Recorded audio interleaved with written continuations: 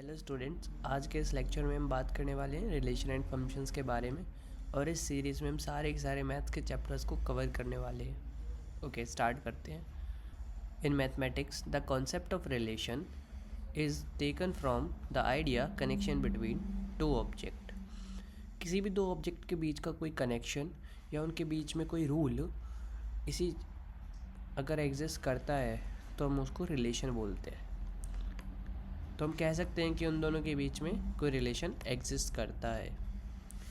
A relation from set A to B is defined as a subset of the Cartesian product of A cross B.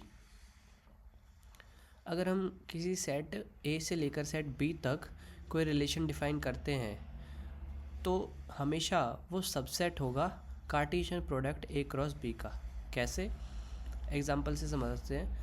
मान के चलो हमारे पास subset है, एक set है 1, 2 and एक बी सेट है जिसमें एलिमेंट है 1, 2, 3 एंड 4।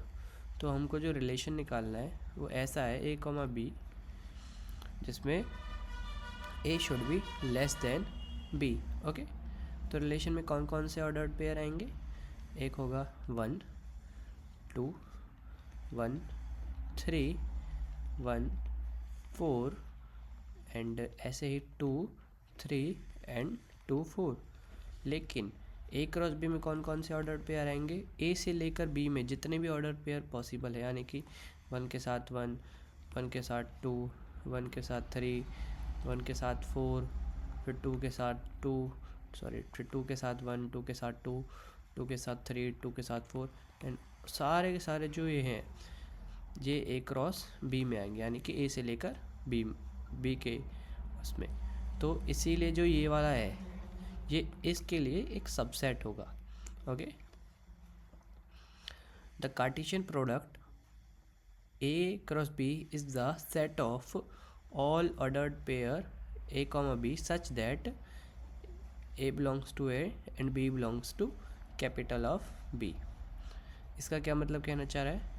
जो कार्टेशियन प्रोडक्ट होगा ए क्रॉस बी का वो सेट होगा सारे ऑर्डर पेयर्स का ए कॉमा बी का, जहाँ पे ए बिलोंग्स करेगा कैपिटल ऑफ ए को एंड बी बिलोंग्स करेगा कैपिटल ऑफ बी को।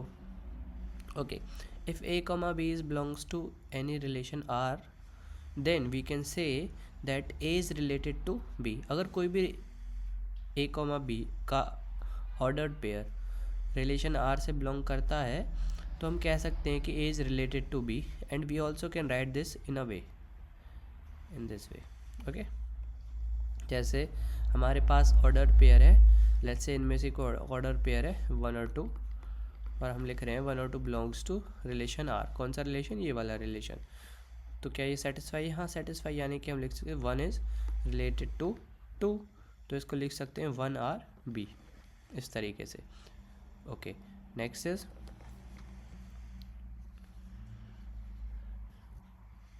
in mathematics it is not necessary that there must be a meaningful real life connection between a and b। अब ऐसा ज़रूरी नहीं है कि ए और बी के बीच में कोई कनेक्शन ही हो या फिर उनके बीच में कुछ एग्जिस्ट ही करता हो। मतलब अगर इन दोनों के ऑर्डर पेयर हमने ए से लेकर बी में डिफ़ाइन कर रखे हैं, लेट्स से 1, 2, तो हम कह सकते हैं कि हाँ इन दोनों के बीच में कोई रिलेशन एग्जिस्ट करता है, यानी कि ये दोनों रिलेशन में है। रिलेशन एग्जिस्ट करता है, ये बात ज़रूरी होनी नहीं है। Okay, any collection of ordered pair from A to B is a valid relation. यही बात मैंने यहाँ पे कि अगर 1 और 2 दे रखा है, ये एक ऑर्डर पेयर है ए से लेकर बी में, तो हाँ ये एक वैलिड रिलेशन है, इसमें कोई कंडीशन होनी ज़रूरी नहीं है। Okay, next, a function is a special type of relation. एक फंक्शन एक स्पेशल टाइप का रिलेशन होता है। कैसे होता है ये बाद में हम जानेंगे। और हाँ एक और बात, एक फंक्शन एक रिलेशन हो सकता है, लेकिन ऐसा ज़रूरी नहीं है कि एक रिलेशन फंक्शन हो। जैसे इसको लिख लो, it is not necessary that it's vice versa should also true. Okay, एक और एक बात लिखिए, a relation from set A to B is a subset of A cross B. तो ये मैंने आपको पहले ही एक्सप्लेन कर दिया है। आगे चलते हैं, टाइप्स ऑफ रिलेशंस के बारे में बात करते हैं। टाइप्स ऑफ रिलेशन क्या होते हैं? Let's assume A be a non empty set, यानी कि ए के अंदर कुछ लेट्स से इस तरीके से एलिमेंट्स हैं, and A relation R in set A is a subset of A cross A. इसका क्या मतलब हुआ? एक रिलेशन है आर जो कि सेट ए से लेके सेट ए में ही है और वो सबसेट होगा ए क्रॉस ए का। तो ये बात कहना चाह रहा, तो हाँ ये हमेशा ट्रू है। Okay, next is the empty set phi and A cross A are the two extreme cases of relation. इसका मतलब एक फाई यानी कि empty relation and A cross A are universal relation. ये इसके टू एक्सट्रीम पॉइंट है, यानी कि अगर मैं आपसे कहूँ कि 0 से लेकर 1 में कितने इंटीजर हैं, तो इसका जो सबसे छोटा होगा 0 और एक 1 होगा।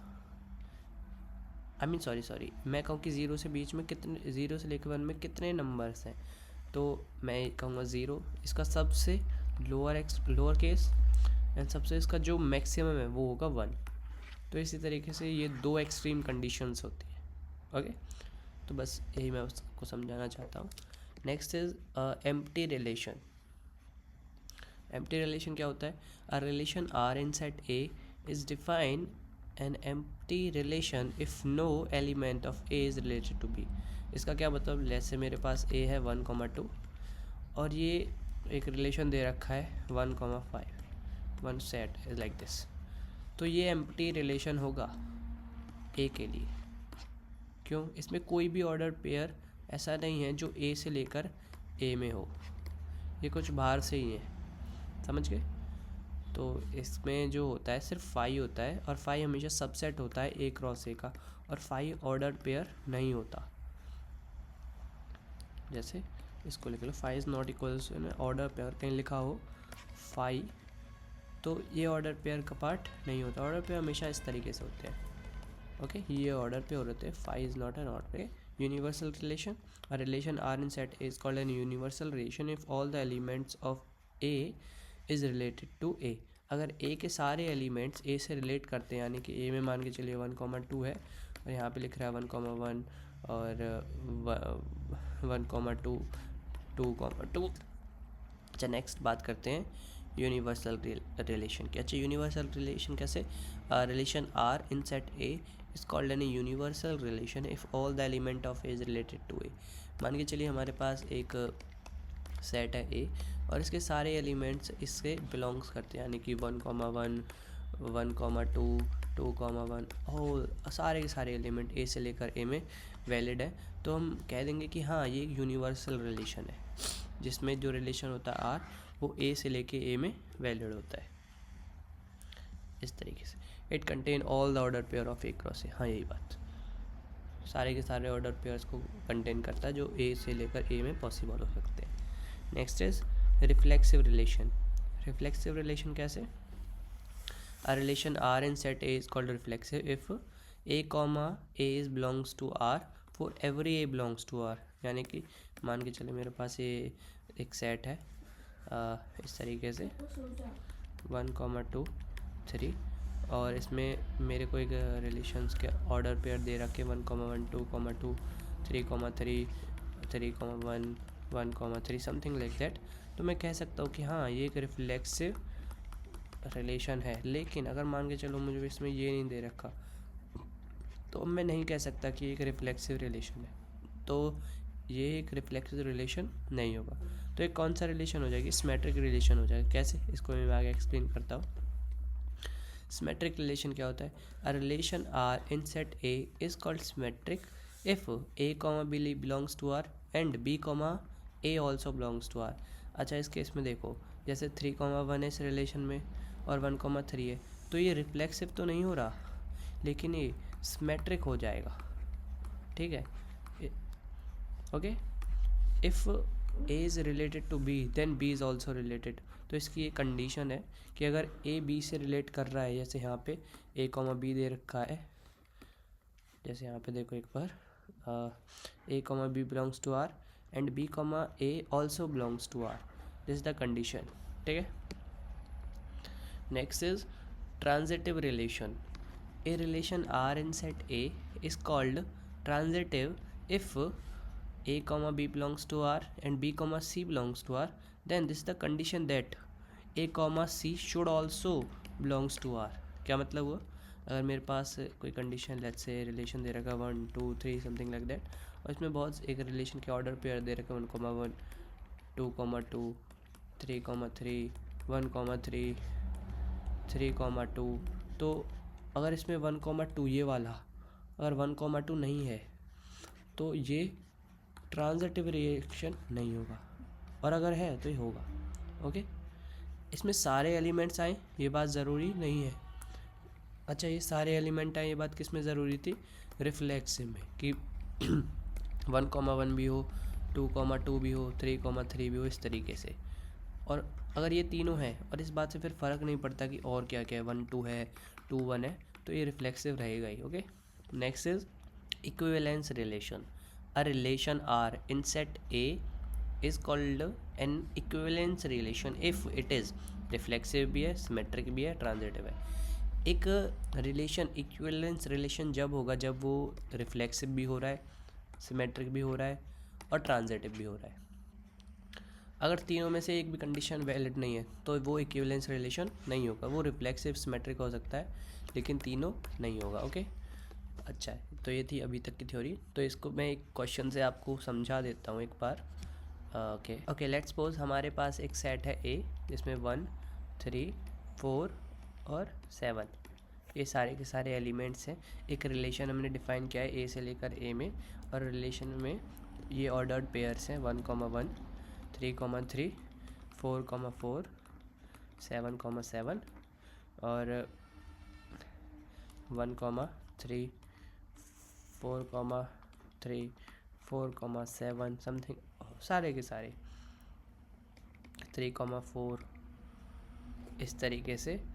और अब हमको बताना है कि क्या ये, पहले तो बात करते हैं हमने सबसे पहले क्या पढ़ा था, क्या ये एम्प्टी रिलेशन है?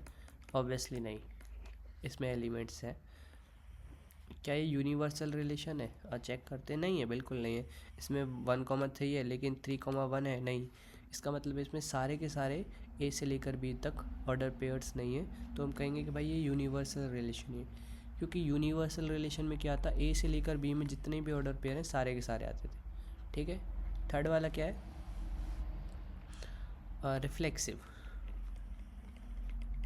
ओके, रिफ्लेक्सिव में क्या था, ए कॉमा ए अगर बिलोंग कर रहा है ए तक, for a belongs to R, for a belongs to A, तो एक कंडीशन होनी चाहिए कि सारे के सारे जो इसके एलिमेंट्स हैं वो इसमें आने चाहिए. जैसे 1,1 है 1,1 आ रहा है, 3 है 3,3 आ रहा है, 4,4 है, 7,7,7. तो इसका मतलब ये रिफ्लेक्सिव तो है. Okay. Fourth is symmetric. Symmetric की क्या कंडीशन थी, अगर ए कॉमा बी आ रहा है तो बी कॉमा ए भी आना चाहिए. जैसे इसमें 1,3 आ रहा है तो 3,1 है, नहीं है, तो इसका मतलब सिमेट्रिक नहीं होगा. जैसे 4,3 आ रहा है 3,4 आ रहा है तो भी नहीं होगा. सिर्फ अगर एक कंडीशंस सेटिस्फाई नहीं होती तो ये पूरी पूरी इनवैलिड हो जाएगी. जैसे अरे सॉरी 4,3 है लेकिन 3,4 भी है, लेकिन 1,3 के लिए 3,1 नहीं है, तो एक ये सिमेट्रिक रिलेशन नहीं होगा. सारे के सारे के लिए, जैसे 4,7 के लिए 7,4 भी नहीं है, इसी तरीके से. Next is transitive relation. Transitive relation का क्या था, ए कॉमा बी है और बी कॉमा ए भी है, तो सॉरी बी कॉमा सी भी है, तो कंडीशन ये है कि ये होना ही चाहिए. जैसे 1,3 है, ठीक है, तो 1, इसको देखो 1,3, तो 1,4 भी होना चाहिए. क्या ये है? नहीं है, तो ये ट्रांजिटिव रिलेशन भी नहीं होगा. और रही बात लास्ट इक्विवेलेंस, क्या इक्विवेलेंस होगा? बिल्कुल नहीं. अगर ये ट्रांजिटिव ही नहीं है, सिमेट्रिक भी नहीं है और रिफ्लेक्सिव है तो ये इक्विवेलेंस भी नहीं होगा. आई हो आपको सारी चीज़ें समझ आई होंगी। इसके बाद हम इसके क्वेश्चंस के ऊपर बढ़ने वाले हैं। आप इस थ्योरी को पढ़ लीजिए और आप इससे अपने रिवीजन नोट्स भी बना सकते हैं।